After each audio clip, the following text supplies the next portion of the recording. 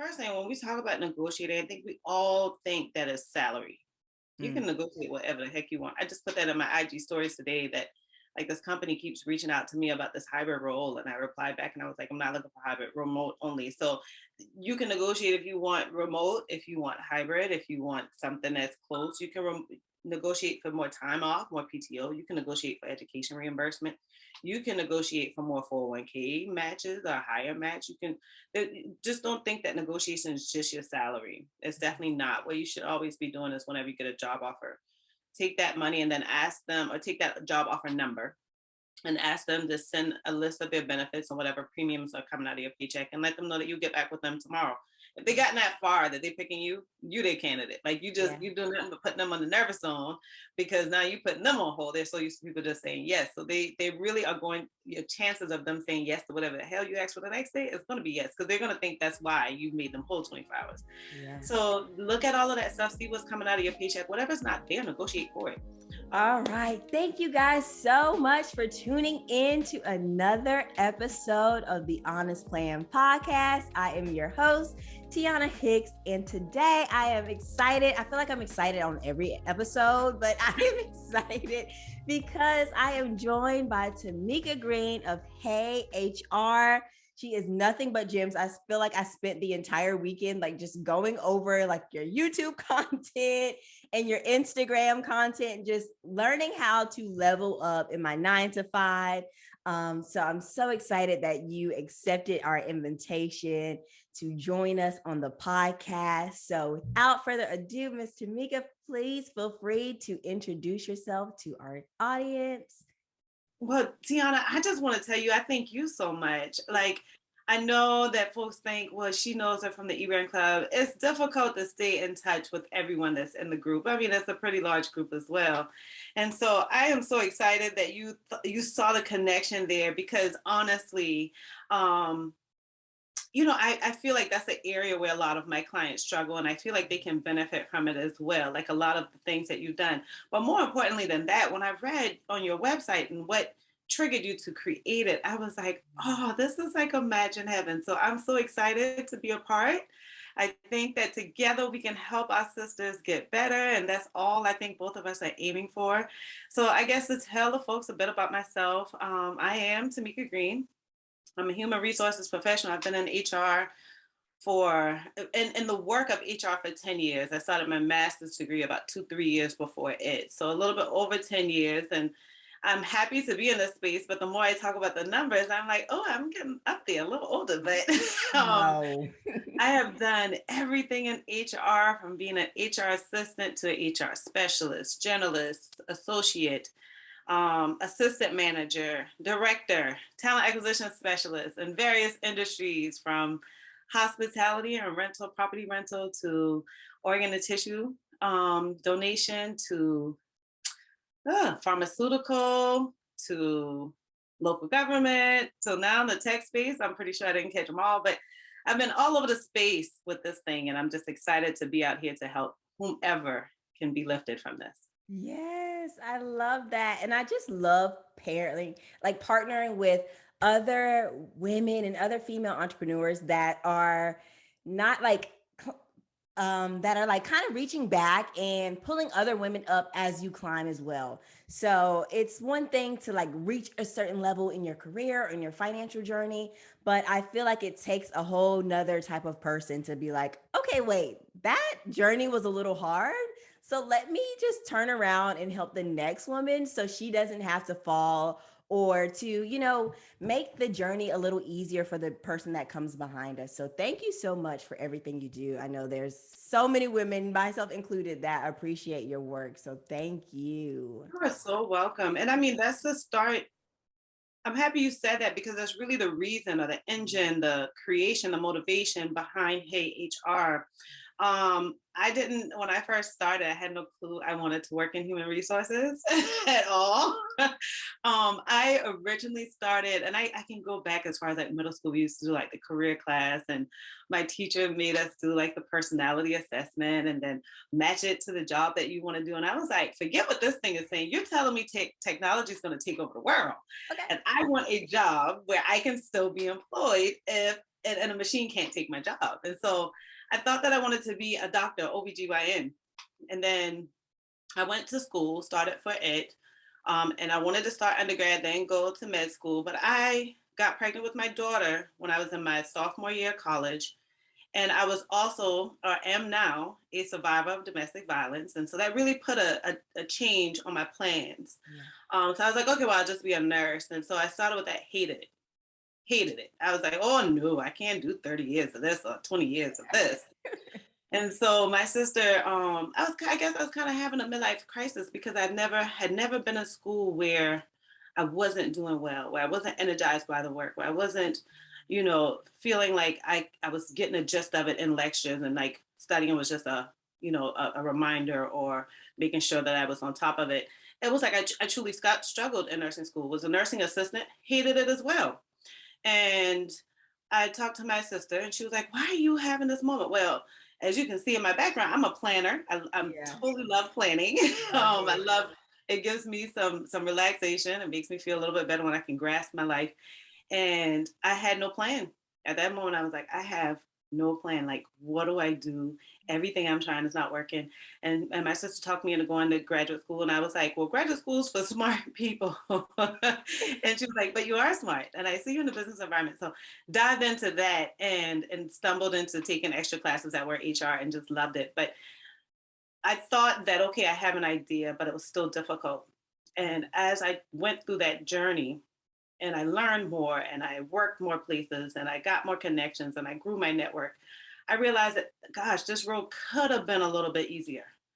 And, after things got to a comfortable spot for me, it was more so of, well, how do I let my brothers and sisters know? Because I'm seeing so many disparities that just isn't right for our community. And it's sad to say, but I'm in the South, Charleston, South Carolina. So it was primarily, of course, African Americans, but also other minorities. And I was like, this just ain't right. Like if they knew what's going on behind the scenes, they could do this and this, so it make them difficult for them to tell them no, right? Yeah. And so that was like, okay. And then as I went on and changed from job to job and what have you, like old directors, old CEOs, VPs, managers, they would still call me like, hey, Tamika, I really have this situation. What do I do? Hey, Tamika, I already wrote this person up. I'm really ready to get rid of them. How could I do it right? And I'm like, but you have like an HR person there.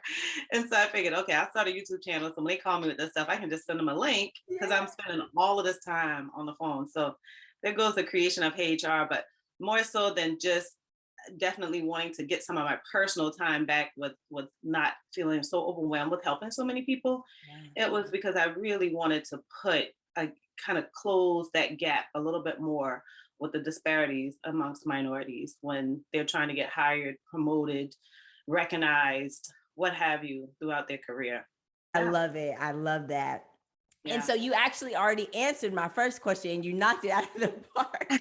So I am wondering. So I'm a huge fan of women creating additional streams of income, not only relying on their 9 to 5. So not only are you an entrepreneur and you have built Hey HR, but you have a 9 to 5 as well, and you're a mom.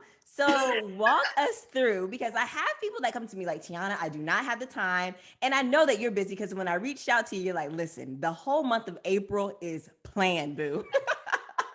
Like you're like, I plan a month in advance. So I'm just walk us through, how is it being an entrepreneur, a full-time employee, a mom, all of the other hats that you're juggling, and how do you make it work so to make sure that you can fulfill everything and not just kind of relying on one thing and that your cup is always full?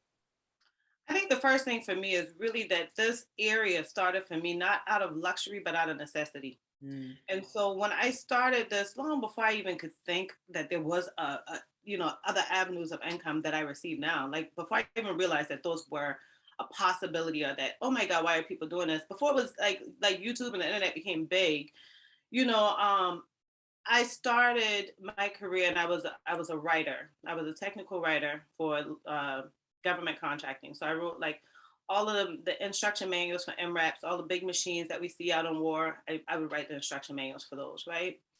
And then I literally lived on one paycheck. So I do a little side hustle, right? So I did, some folks wanted their resume done. I mean, off the charts. I probably shouldn't say this like where it's being recorded, but people are starting online schools and taking online classes, and I literally like write the papers for them. And so that was like my Saturday. And it was just like, okay, I know how to do it well, so why not? And while I was doing that, that wasn't something I was really pushing for. Obviously, I didn't market for it. I didn't promote it. It was just as people came to me, I could help. And so when I was working, doing as a technical writer, primarily, and whenever you're working in government or contracting, Mm. you're gonna work with so many folks that have a military background, and I didn't have that. My best friend who has a military background kind of talked me into working there, and I was like, okay, cool. If they take me, cool. Um, and our project ended, and they laid us off. And when we first, and so when you're working for government contracting or contracting work like that, there's a WARN Act where they have to tell you 90 days before that you're going to lose your job. And so they told me 90 days before. It told all of us. It was like 33 of us on my project that were losing our jobs. So they said, we'll help you find another job. We'll give you time. We'll extend your information out to other projects so you can get another job. And so 30 days before, they give you like another warning of, hey, this is where you are. Like literally, this is how much money you have. You can still get out of the company. This is where you need to be. So by the time we went for our 30-day check-in, there was literally 3 of us left. And I was like, where did everybody else go? Like they found a job, and they all had been retired military and had second jobs. So they all were like, went and bought a boat, or was like, well, I'm gonna just take this time to hang out, or they knew somebody, so they got somebody else to like chime them in on that. You know, because like the military is so much like a fraternity or a sorority where like, oh, you're in the army, we're gonna take care of you. You're in the Navy, whatever, we're gonna take care of you. And so it was a whole lot of that going on too. So I realized 2 things at that moment. I said, first thing I need to do is I need to get comfortable in building a network, Mm. right? I said, the second thing that I need to do is I need to make sure that I'm no longer depending on one paycheck. So long before Heyyy HR came out, I was like, okay, I'm going to do this. I'm going to do that. I'm going to do this. I have been a guardian ad litem, which I volunteered work there. But then I was a legal guardian for 8 different wards of the court. And that was like my part-time side hustle of consistent money, Mhm. as well as I would babysit, take my daughter with me. All while I'm still working a full-time job. I would Yeah. also write papers. I would do resumes. I did all of these things because my plan was to always have a consistent stream of income so that if I lost my full-time job, I wouldn't be, not sleeping at night, not paying Yes. my bills, not being able to be okay. And so that's just something I've always done. And honestly, when I got into this space, I was so, um, money wasn't as big of a deal as it was back then. Like I'm not a millionaire, that's for sure. Your girl still, need a paycheck coming in. And our income, I should say. And so I was really more driven behind the fact that I just wanted to help out people because I had gotten beaten down so many times for great opportunities that I was just like, I'm going to help people. So when I partnered in and started paying attention to Erin, and Sarah talked to me, and I'm telling her like, well, this is what I'm doing. I don't really think it's a business. I had, before talking to Sarah, I had literally just found out like maybe 30 days before, if that I could get paid from YouTube. Didn't even know that either. I found that out after I already launched like the first Okay. all the stuff.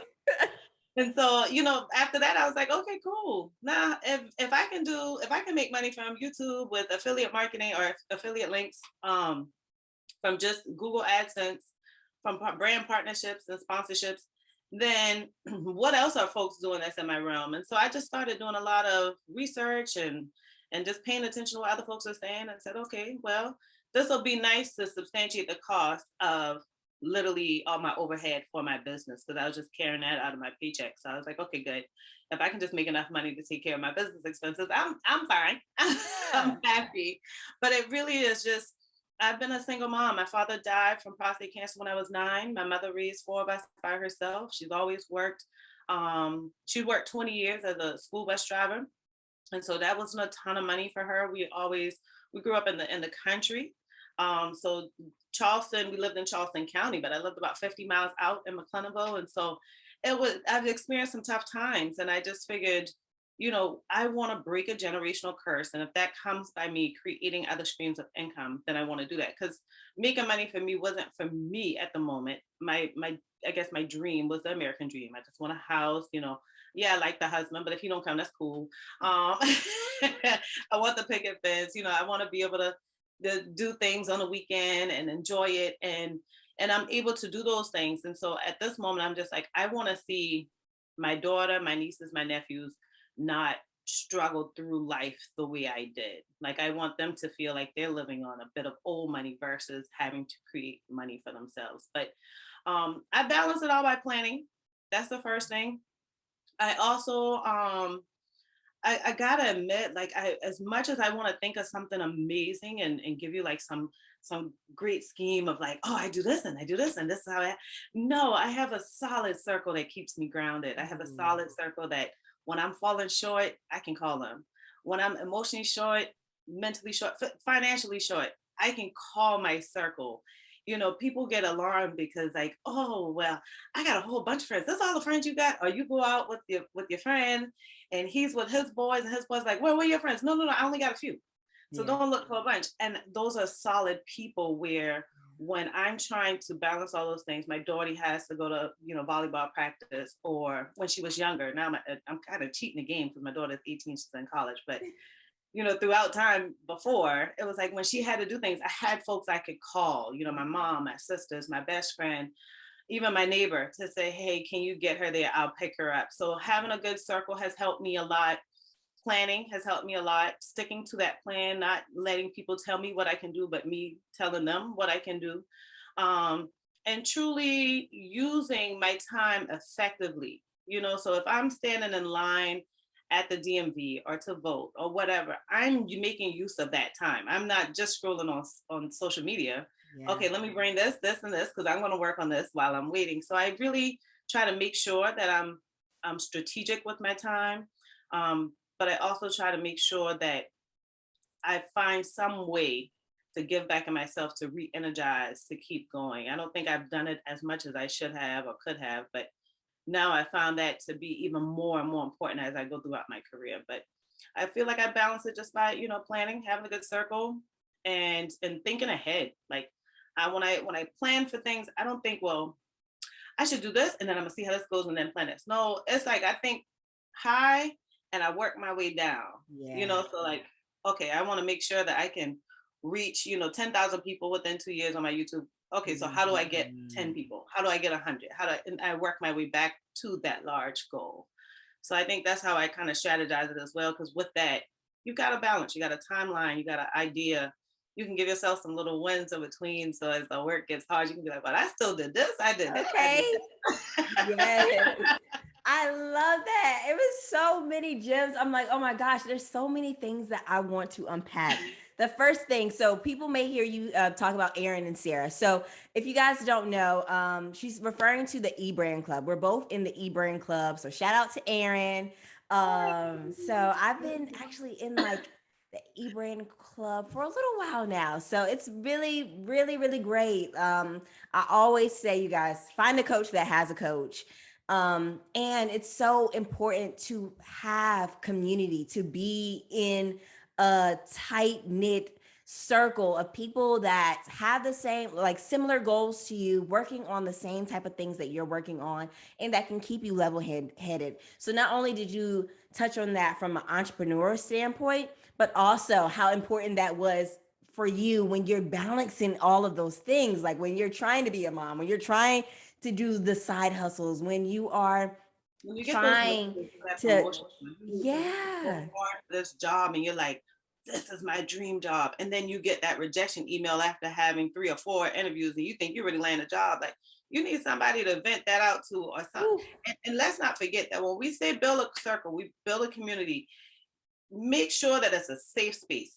yes, If those folks truly have your good in mind, they're gonna tell you when you're right and when you're wrong, but it's not gonna be out in the streets. It's not gonna be posted on. You don't have to read no subliminals on somebody's post on Facebook or IG. And it's communication. It's working on those relationships. It's making sure, like, in my opinion, with my circle of friends, who is, primarily a few girlfriends and my cousin, those are relationships I work on, just like I work on my relationship with the Lord, just like I work on building my career and my knowledge of trying to get to the next level, or just like I work on if I was in a relationship with somebody.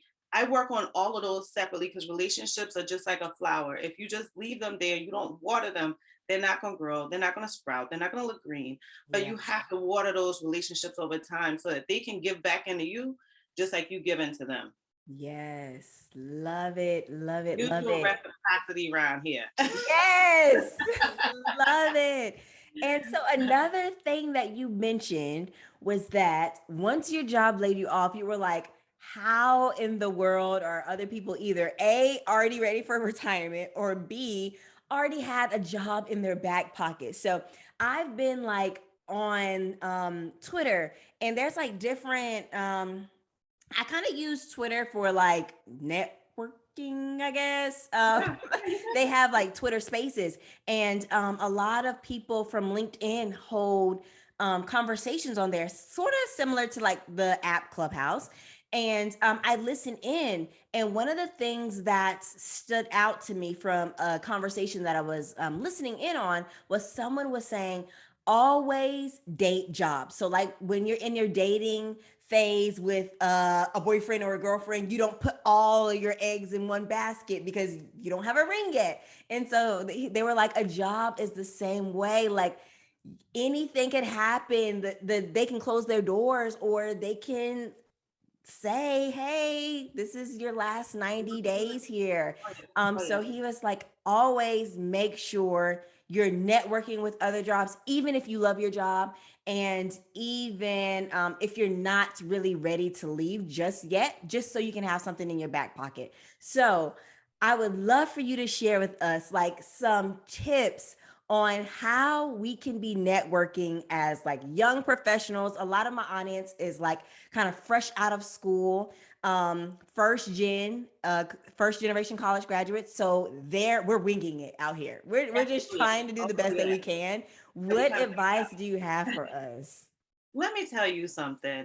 I had a girl who was a contractor Yeah. for us, and I wouldn't even say a contractor. We used to have like per diem folks, and she was such a sweetheart. She was beautiful.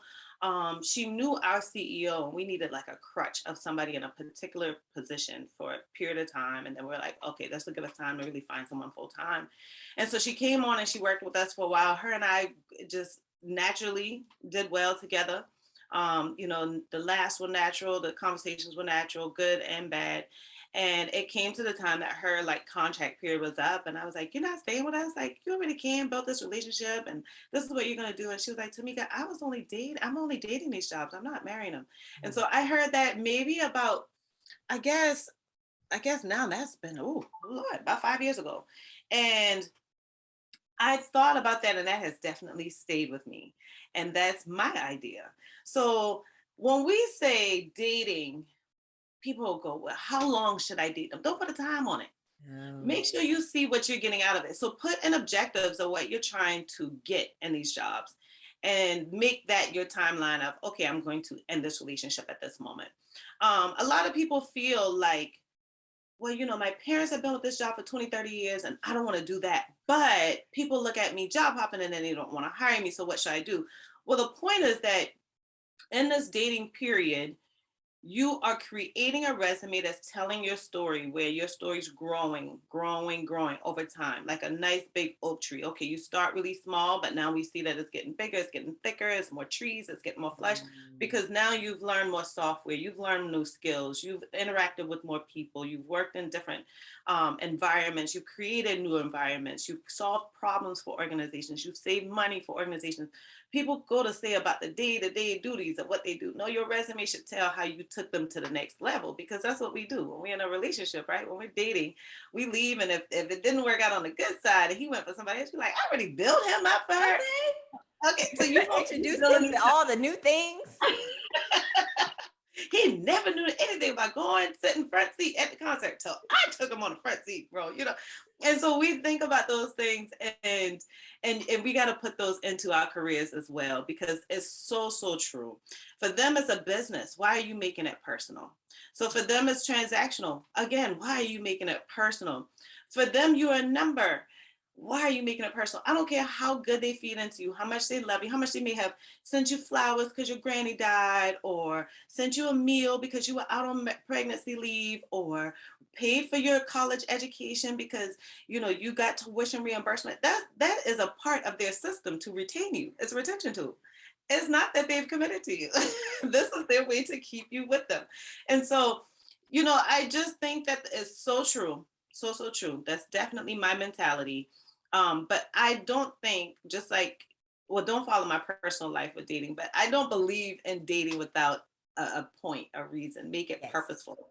Make it what reason do you want to be at this place so that you can tell how long you should date this person. These jobs, this should be a season. It shouldn't be a lifetime. If you die Ooh, today or tomorrow, they're gonna post that job in 20 seconds. 20 seconds. Oh my Lord. It's so bad. And I feel like where I struggle in my like corporate life is that I wait too long to start looking for other things. And I'm like, oh, the signs were there, but I get so attached. I'm a people person, so I get attached to the team. I'm like, these are my Don't worry. people. Yeah, I'm a people person now. You're talking to a whole extrovert over here. But one thing you did say before you go into that avenue, because you might be trying to get me to answer that part, because Oh, if no, I you're forget, fine. but that is the thing. People wonder, when should I have a list, and I'm so proud to say it now. Before, I thought to myself, people shouldn't know I have this list, but I literally have a list of about 10 maybe reference letters that I use over and over again, because I get those when things are cherry, when things are great, when they know I'm not going anywhere. They are 9 times out of 10 going to write them really amazing. Two, they see that you're a forward thinker. You just start the conversation by, and a lot of times some managers, they'll say something like, yeah, girl, you're so amazing. If you ever need a letter of reference, then let me know. That's happened to me several times. And I say, you right? Oh man, I really appreciate that, because I don't know where my career is going to go. So when you get a minute, can you write it for me? So many times they'll tell you, you just write it and then send it to me and I'll put on letterhead and I'll sign it. Like, I can't tell you how many times that has happened. Or they'll write it and they send me that. I think every single time they write it, they send me the draft. Tamika, what do you think about this? I love it. It's amazing. I didn't know you love me this much. All right, now we can finalize it. You ask for it ahead of time when things are great, and it's not difficult when you're in need. Secondly, you can look at the relationships you built with people. So don't think, oh, I just need one from my supervisor. I just need one from my coworker. I have letters of references from when I volunteered. I have letters of references from when I have partnered with like brokers that will go out and get the insurance for our companies. I have a couple of those. I have letters of reference from coworkers. I have letters of reference from just hiring managers that weren't my manager. You get it from the people you work with on a regular that can naturally talk about you, that have grown this relationship with you, that wants to see you grow, and build that kind of index of resources. So one thing you want to say is, hey, if I ever am going out for something, I just want you to know, always kind of keep a little relationship with them, like we like to say in the recruiting world, keep them on. Every once in a while, say, hey, happy holidays, or what have you. So when you do need that reference, you can say, hey, I just put you down on this reference. I hope all is well, but I just want you to know they may be calling you, and it's not weird for them. Like, oh, did she mean to keep this for like 20 years? Well, that's the plan. We know that's the plan. But if you keep them warm over time, they'll say, oh, yeah, without a doubt. I mean, they'll start becoming people that refer you to places. They'll start being like, hey, I got this opportunity. Your names, with things like that, your name will be called in rooms that you're not in. Build Yeah. those relationships over time. Let people see you forward thinking. Don't think that's a hidden time, or I got to ask them after I leave, or now I think I'm a ghost, so I need to gather up some. Nah, grab that thing on your way, climbing up the ladder in that office, in that position. I wouldn't say jump into it in your first, 90 days or your 6 months or whatever, but I definitely say as soon as the opportunity presents itself, take advantage. Yeah. I never thought about that. And like jobs at the end of the year, or some people even do it quarterly, you'll have like a review. So that would be a great time. Like if your manager just sung you all these praises, that would be a great time. Like, oh, do you mind if I get that in writing? Like I never even thought about that. I actually have one coming up, so I'll do this. So there's two caveats, right? Before you jump into that review. Okay. Go ahead, tell me, because I don't So know. I'm new to this. the first thing is, when they start telling you all this greatness, I would tell my manager to put it on LinkedIn, because now it's public. Anybody can see it at any time. Don't give me a letter that I have to find people to send it out. Put it on my LinkedIn so whoever gets my profile, they can see it. So that's the first thing. The second thing too is use that performance review. They ain't got to write another thing. Take that same performance review and put it in as a letter of reference in your application and say, here you go, this is my last performance review from this organization, because they can see that transparency there. They can see what you weren't able to put on your resume. Like, don't even waste your time with it, because they do get nervous. Like, hiring managers get nervous. They'll be like, oh my gosh, she's my best talent. And I told her a lot of stuff, and then she told me to write her a letter of reference. Well, then they might get into a panic. And now they want to like bring you coffee every day and make sure you're happy every day. And you're like, things are normal. We're good. So don't bring even any alarm. Now, if you have a good relationship with them, obviously, yeah, get a letter. But it's not a bad thing to just keep those performance reviews each year. Use those when you're applying and stack them up. And if you want to, show all of them at one time, but also get them to put on your LinkedIn where it's just public. And now as recruiters find your profile and they look at you, then they're like, oh my God, all these managers had this great stuff to say about them. Let me reach out to them. Yes. Oh, I love that. I am going to do that. I have one coming this week. I will be doing this, Timeka. Thank you so much. Like, I'm here to help the people, but listen, I'm about to like rewatch this and write down some notes and everything, because I'm telling you, I'm new to this and I'm growing in my career. So this has been really good. I know I have some clients that like she just learned about LinkedIn for the very first time. So I know you're in HR. Tell me, what do you think about LinkedIn? Does everyone need to have a LinkedIn page? Do we need to be active? Is this something that we check in once a month, only when we need a job? What is your thoughts? Well, my thing is that everybody need a Facebook, but everybody on it, right? So why wouldn't everybody have a LinkedIn? Yeah. We all didn't need that. We didn't need to see Granny and Auntie and our moms. And now we don't even know what to post anymore. Now we're like, okay, I'm gonna go to Snapchat. I'm gonna go to Twitter. I'm gonna go to TikTok. I'm gonna go to IG because my mom and them over there. Yeah. Ain't nobody asked them to come on. They came on. So why not everybody be on LinkedIn so that you're always prepared, you're always ready, you're always building a network. That's one of the multiple ways to build a network. Yeah, definitely check in. But a lot of people get a little nervous because they're like, well, my manager's on here and I don't want them to get alarmed. Yeah. It's absolutely okay if you just hitting that you like something, or that you're commenting that you like something, or that you're connecting with someone. Most times LinkedIn is only going to bring that personal alarm if that person is connected with you, or if that person has the same interest as you. And if you're on LinkedIn doing what you want, it's the same thing as you having freedom of speech on Facebook and IG. So why can't I be on LinkedIn every once in a while? So, I think LinkedIn is a powerful, powerful tool, particularly for those in the professional or leadership roles. Yeah. There are quite a few roles that I would hands down say, oh yeah, you probably not get very much benefit out of it. So I have a friend that owns a trucking company. I have an aunt that owns a trucking company. I wouldn't push LinkedIn onto them, right? That's really not where their audience is. But if you're in the professional group, you're really trying to get those internships, you're trying to get those first jobs, you're trying to start that career, you're looking for a long haul, you're looking for big bucks. The average user on LinkedIn makes 6 figures. So why not be on LinkedIn where the money at?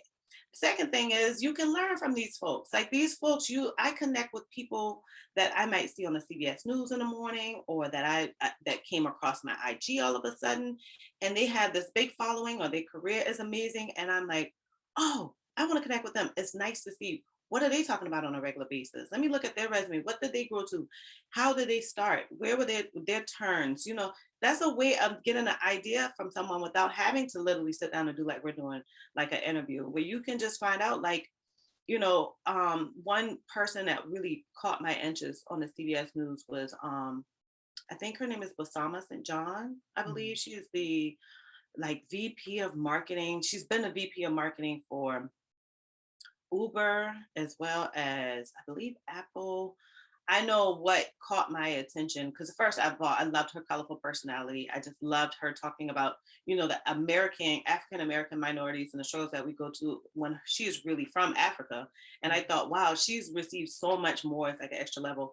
But I thought it was so interesting when I went to her LinkedIn and I was like, oh my gosh, she started I think as the marketing person for Family Dollar or Dollar General or something. And I'm like, who would think that those places would get you to where you have these big, huge companies kind of fighting over you and offering you the best of the bang of their buck. So, get on LinkedIn and follow those people of where you want to be, because it definitely not only puts you in a space of opening up your mind, getting prepared for a mindset shift, but it also gives you an idea of how your journey could go.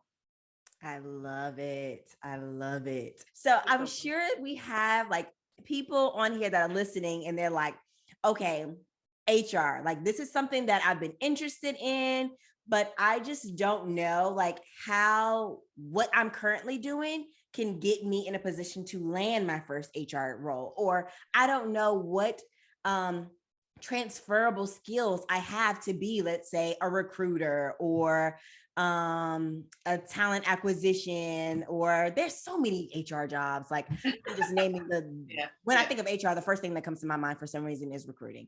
But like what transferable skills I have so that I can, land an HR role and be getting paid the big bucks, like you said. Yeah, so that was the question that actually made me think, because it can go in so many different directions. Yeah. But I will tell you that the absolute first thing, and I know a lot of introverts are going to be like, Tamika, give me a different, thing to do because this doesn't work for me. But it can work for you because you have social media. It's networking.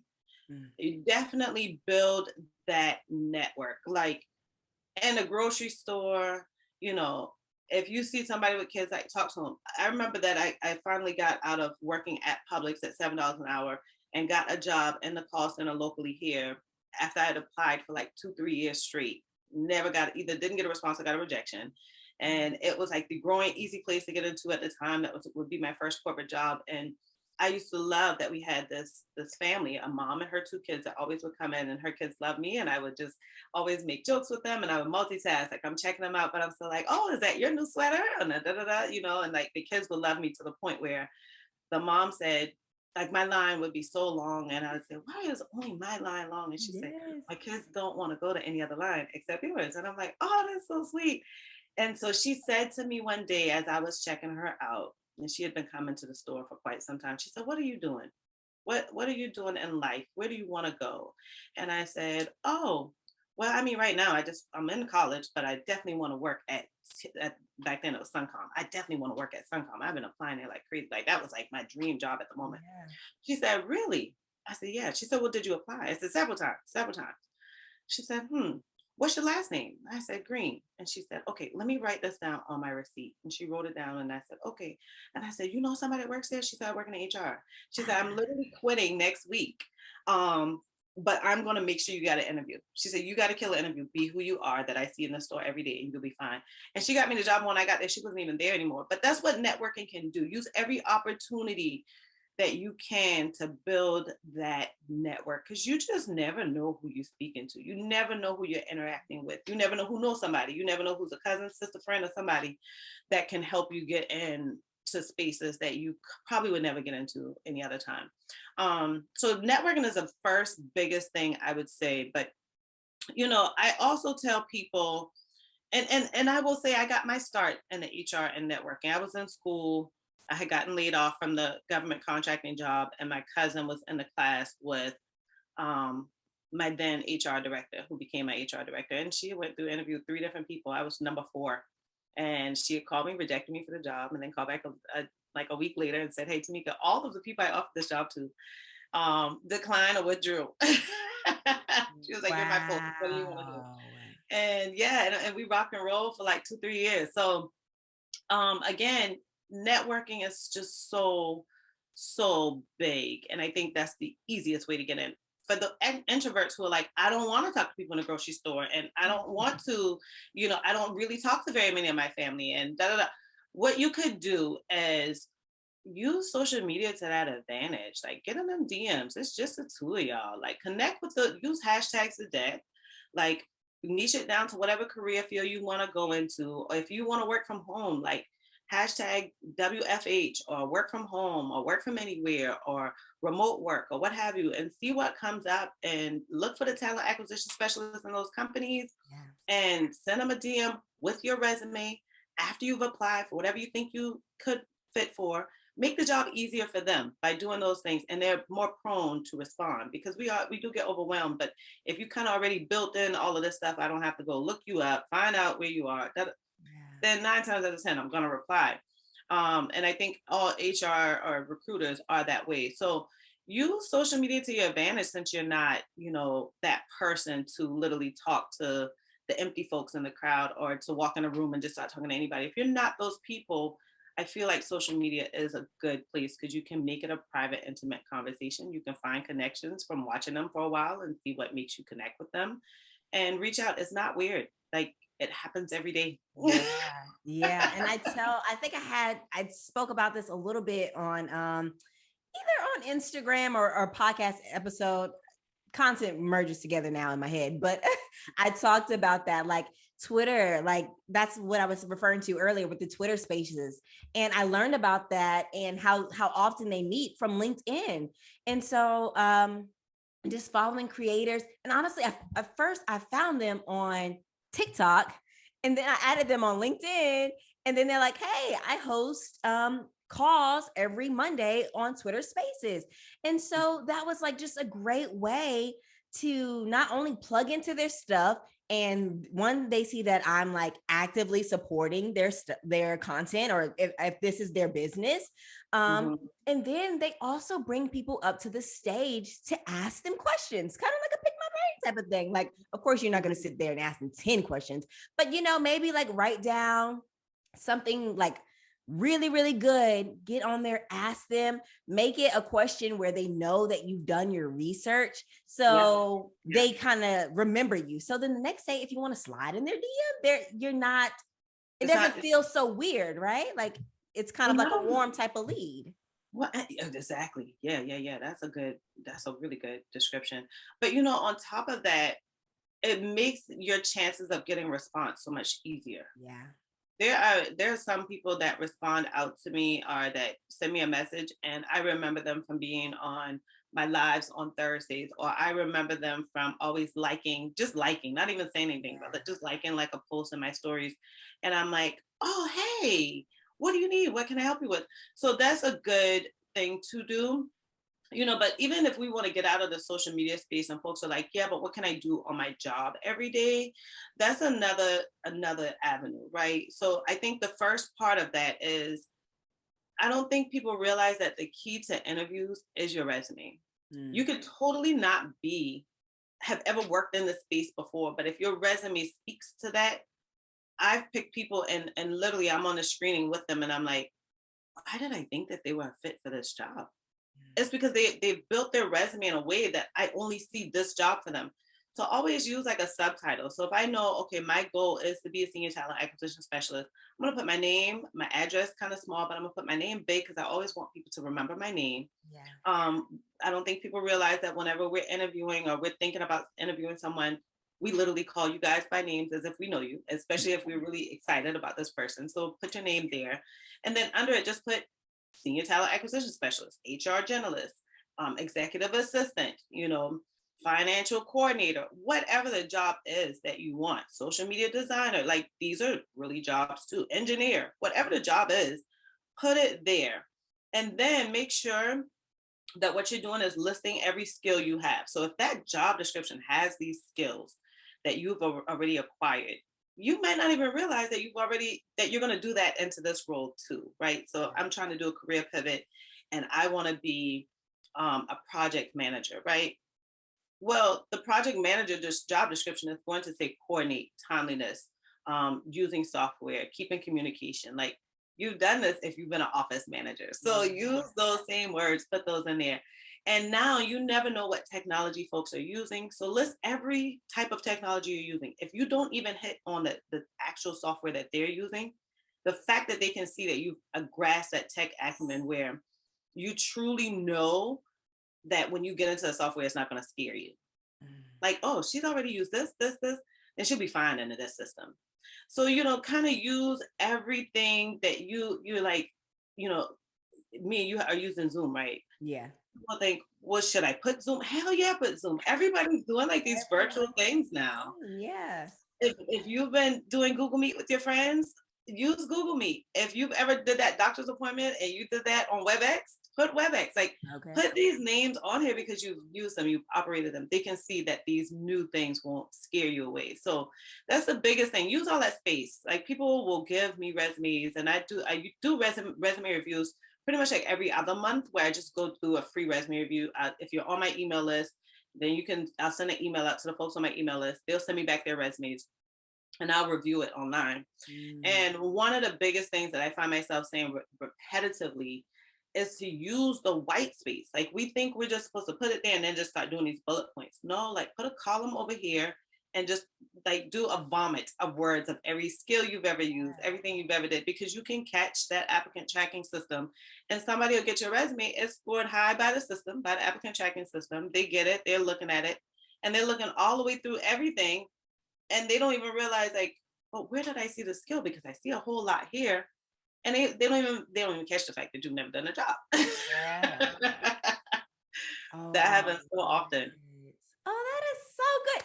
Listen, you got me at the free resume review. If you guys are not on her email list, you need to get on there. Get on the email list. If you are a person that you can't even get forwarded to the interview process, that may mean that your resume is stopping you. You need to get a resume review. And so I want to be mindful of your time, but I really, really want to get into this one question. So I know I watched a YouTube video of yours, and you were talking about the differences that you saw between white applicants and Black applicants as it refers to accepting a new job and being comfortable with negotiating the job offer that you have received. Please share anything that you have to share with us on that, or how we can be comfortable with negotiating, the importance of negotiating, anything you want to share as it regards to negotiating job offers. First thing, when we talk about negotiating, I think we all think that is salary. You can negotiate whatever the heck you want. I just put that in my IG stories today that like this company keeps reaching out to me about this hybrid role. And I replied back and I was like, I'm not looking for hybrid, remote only. So you can negotiate if you want remote, if you want hybrid, if you want something that's close, you can negotiate for more time off, more PTO. You can negotiate for education reimbursement. You can negotiate for more 401k matches or higher match. You can just don't think that negotiation is just your salary. It's definitely not. What you should always be doing is whenever you get a job offer, take that money and then ask them, or take that job offer number and ask them to send a list of their benefits and whatever premiums are coming out of your paycheck, and let them know that you'll get back with them tomorrow. If they gotten that far that they're picking you their candidate. Like you do nothing but putting them on the nervous zone, because now you putting them on hold. They're so used to people just saying yes. So they really are going, your chances of them saying yes to whatever the hell you ask for the next day is going to be yes, because they're going to think that's why you made them hold 24 hours. Yeah. So look at all of that stuff, see what's coming out of your paycheck. Whatever's not there, negotiate for it. And then you can do that in inclusive of your salary. But that was the fuel behind me saying there's more I can do with Heyyy HR. Yeah. Is because I felt like I was being two-faced. I felt like I was kind of messing with my own integrity, my own morals. I was being a different me by sitting here and watching someone that's not of color get a higher pay, or get pay increases when we don't traditionally give them out, or get this new job created for them, or we have minorities that's in the department. And this one actually happened. I talked about this on one of my videos, where we had hired a Black girl and I knew she had wiggle room in the salary. And I was just starting to get into that was my first time immersing into recruiting as a full-time thing. And so I was in an uncomfortable space where I'm like, girl, I'm on the phone giving her the offer, and she's so excited. And I'm like, girl, please stop with this excitement and give me a pushback on the salary. And she was like, well, thank you, and da da da. And so I pushed her through and started her at that salary. 6 months later, she had gotten a pay increase because it was merit time.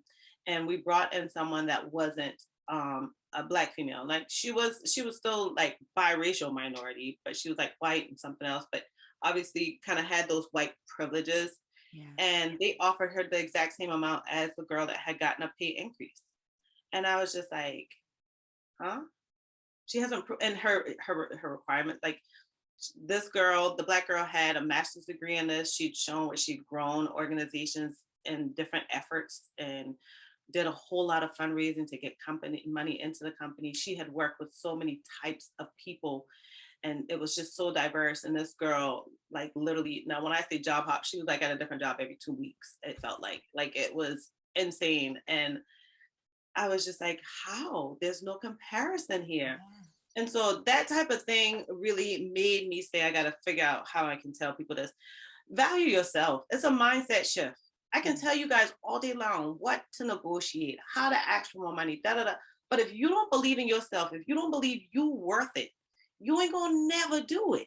And if you are, you're gonna negotiate for the BS. You're never gonna negotiate for the top dollar. Negotiate for the things you don't think you can achieve. I amaze myself because I've seen myself get to a place that I haven't really seen in my family history, and I'm like, wow, this is amazing. Like, I'm making more money than probably my mom and dad together have ever made throughout their entire lives. And like, that to me is still overwhelming, but it's because my mother and my father taught me to value myself, taught me to love myself. Yeah. And even when society beat me down and I go off to college and I feel like I look a mess and I go through these situations where I'm now, in a place of calling myself a domestic violence survivor. When I go out to PWI where all of the students there are driving their freshman year, all of these foreign, BMWs and Acuras, and I'm barely getting my little Honda Elantra to like crank up. Like I even through those times, I found myself saying, but you're worth it. Yeah. I knew God didn't make me for no reason. And so I'm like, no, God, just because I don't have these things that people see, you created me for some value. Like there's value in my life and my existence. And when you have that and you use affirmations and you put yourself around people who compliment you and who tell you how amazing you are and who cheer you on when you're having a good day or you had a good experience or something really good happened, you will start building up that self-confidence in yourself so that you're going to know when you talk to anybody. I don't care if I'm talking to, Visa, Google, MasterCard, this is what I need. Otherwise, I can't come on your team. Yeah. They have these resources. They're publicly traded organizations with billions of dollars. You asking for an extra $20,000 is not going to break the bank for them. Nothing to them. I mean, it's going to be a lifestyle change for you, but it's literally nothing to them. Mm-hmm. So, the first thing that people are going to have to do is truly sit down and know their worth. The second thing is I budget. I pay attention to how much I'm spending. I pay attention to what I'm spending it on. If it's not in my budget, I say I ain't got the money for it because I didn't budget for it. Yeah. So I also have decided, well, now that I make enough money to take care of what I need, now what are the things I'd like? So I want to put more money into retirement. I want to increase how much I put in the HSA. I want to make sure that I'm saving not only, like Dave Ramsey says, that $1,000, and not only that's we used to thought it was 3 to 6 months. No, I really need a year because pandemic told me I kind of need 2 years. Okay. So if I know how much I need and I already break that down over a 24-month span, and I know every month I have to put this in to make it there, make that your minimum, everything inclusive, not just to put bread on the table, not just to put gas in the car, not just to keep the lights on and keep the roof over your head, but what else is going to help me be comfortable? And make that your minimum of where you're going to negotiate for that dollar. And then after that, now we can start thinking about the extra stuff, right? So, okay, I really don't want to get any more student loans. So now I want to make sure that I wouldn't even negotiate for this. I would just target companies that are going to give me educational reimbursement. Yeah. I'm going to look for a company that's going to give me professional growth. This stuff is telling you about the company's culture. People will negotiate for those things. And then you get in there and everybody's like, well, why are they paying for yours and not mine? It's a bad culture. Go to a company that's offering that to everybody, that advertises that promotes that people use it. And then that way, that's extra. That's not even negotiation. That's what they already budgeted in to give you. So, I hope I hit on a lot there, but I get in my emotions with that because we downplay ourselves, honey. And I see so many times that I'll see, and of course I'm in Charleston, South Carolina, so I'll see a white person come in and gas my head up like, girl, I can do this and I can do that, and I've done this and I've done that, and I look at their resume, I'm like, well, help me understand where you get cut. Where is it? And they get into the job, they bomb it, they get into leadership positions, the whole team falls apart, everybody's resigning, there's super high turnover because you don't know how to lead. And I watch Black people who kill it flawlessly, and they're like, oh, no, but I don't do that, that's for so-and-so. Why don't you? You do it well already without getting paid for it. So that kind of stuff is just where I really get bottled up in myself, where I'm like, y'all, like, no, your worth, and then there's nothing for you to negotiate for whatever you need. And you're gonna find yourself finding companies that's not only looking for you, but offering stuff you ain't never thought about. And you're like, oh, that'd be nice to have you pay for my gym membership. Oh, and you gonna pay for my cell phone bill? Oh, you gonna pay for my internet bill? I've had companies do those things because they know I'm bringing in work. I love that. Oh, that is such an awesome, like that right there could have been the whole episode. Like that was so good. Oh, that was so good. And you touched on so many things that I tell people to do, which is to have an idea of what you need before you even go into the interview. Have a like a number in your mind of like when you're doing your budget, this is my number. Like this. And people get worked up. I didn't mean to interrupt you, but Go people ahead, go get ahead. worked up. They're like, but what is the range that I can ask for? The range is your minimum, what you need to put money on the table, and Yes. your maximum is what you need to go on like a vacation. How you mean? What's the Yes. obviously, if we're looking at an entry level position, we can go to places like Department of Labor, which is a viable resource. Recruiting agencies like there are very many national ones like Apple One and Remedy Staffing. There's quite a few different like staffing agencies. You can literally Google staffing agencies near me, and a whole list of them will come up, right? Yeah. They normally will get a compensation, like true figures that have came from a compensation analysis. And so those are really strong numbers along with the Department of Labor, because they literally pull the data from different companies and stuff like that. But if you can't get your hands on those, or you get to the Department of Labor website and you're like, to me, this is information overload, because it can be, then you can go to things as simple as pay scale and Glassdoor. Now, Glassdoor, I don't really trust, because you can find those employees that really hated the organization down there say, I only was making $10 an hour when they really was making 50. Okay. But pay scale is a good spot. A resource that's called Aon. I think you can get like a personal profile or see limited information there. That's AON. And then you also have like Indeed. I mean, when you see jobs posting their jobs, they're really trying to get good talent. So those numbers, 9 times out of 10, are real numbers. I haven't seen anyone put fake numbers. They might change it and say, I'm not going to put hourly, I'll put annual, or I'll put monthly. But most times those are real numbers. So use those, and that can give you a bit of your research on where the market is for that role until you get to the point where you're like, you're going to just pay what the heck I tell you. Okay. I love that. Thank you so much. This is so far, this has been my favorite episode that I have done since starting the podcast. And I'm like, just sitting here, I've been like, wow, like it's been crazy, like seeing my vision like come to life. Because I love to help women make and keep more money. And so this episode is just teaching women how to level up in their jobs so that they can make more money.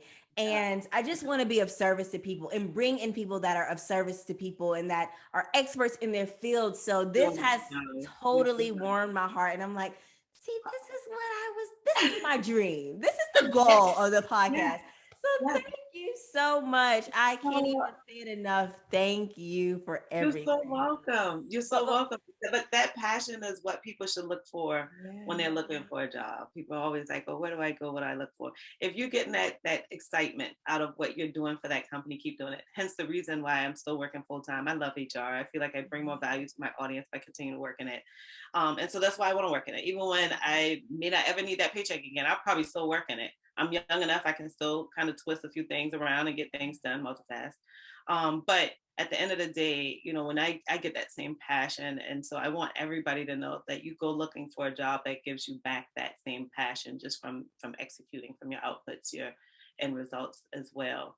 But I hope that I was here able to help folks in their career. And I hope that folks know that the biggest way to kind of save some money, get more money in your pocket, is use whatever talent you have until you can get to the point where, one paycheck does it for you. And while you're going through that journey where you're using those talents, like me doing babysitting, or me doing being a guardian, or me writing resumes and things like that, it got to the point where I was just like, okay, so I'm living off of this money where I need it.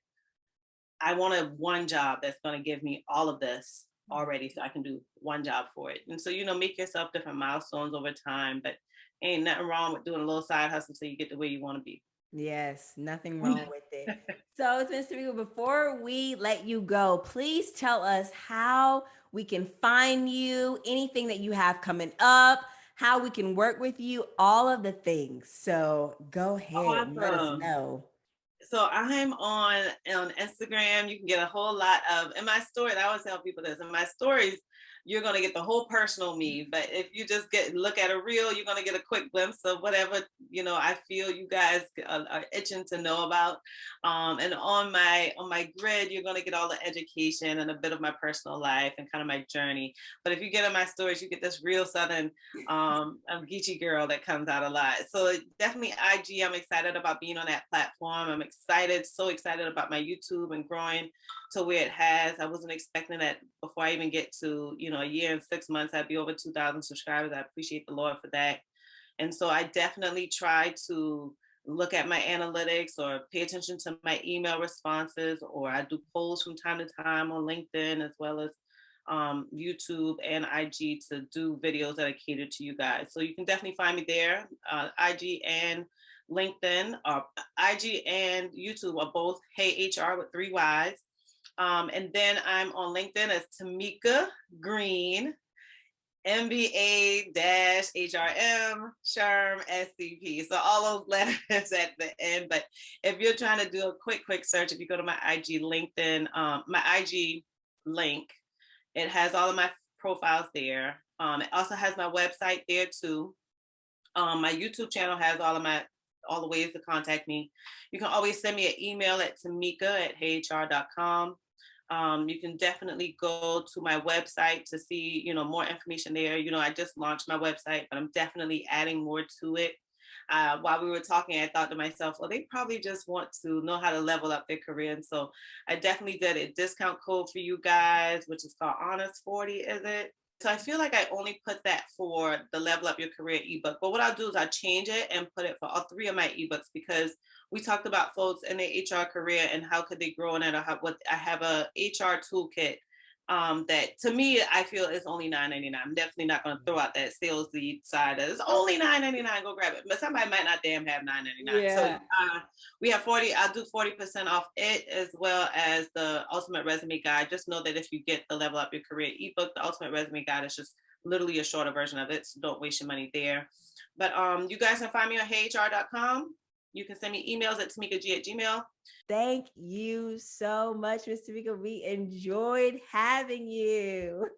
I enjoyed being here. Thank you so much for thinking so great of me. And I'm so happy that you saw the value I could bring to your audience. So anytime, if y'all want us to connect again and ask Miss Tiana, I'm pretty sure she'll reach out. I'm definitely open to it.